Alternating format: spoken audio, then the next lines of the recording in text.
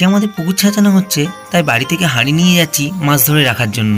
আর আমার পুকুরে নামার পার্টনার হলো আমার ভাইপো। জল কমে যাওয়ার সাথে সাথে মাছগুলো লাফানোও বেড়ে চলেছে।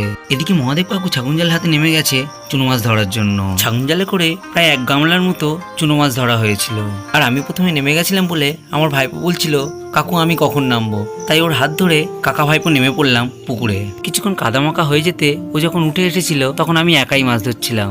আর ভাইপো যখন ঘাটে বসেছিল তখন একটা বড় মাছ ওর সামনে থেকে লাফাচ্ছিল। আর মাছটা এতটাই বড় ছিল যে ও ধরার চেষ্টা করছিল আর বারবার মাছটা পালাচ্ছিল। তারপর অনেক চেষ্টার পর সে মাছটাকে ধরে এনে হাঁড়িতে রাখলো। আমাদের মাছ ধরা মোটামুটি কমপ্লিট হয়ে যেতে এবার আমি আর ভাইপো সোজা চললাম অন্য একটা পুকুরের দিকে স্নান করার জন্য। যেহেতু আমার ভাইপো এখনো সাঁতার কাটতে পারে না, তাই সে পুকুরে নামতে ভয় পাচ্ছিল। আর তাই আমি তার হাত ধরে পুকুরে নামালাম আর নিজের হাতে তার মুখটা পরিষ্কার করে দিলাম। এরপর স্নান করে বাড়ি ফিরে এসে দেখছি যে মা চুনো মাছ ভাজছে আর মাকে পাহারা দিচ্ছে আমাদের পুচকে টমেটো।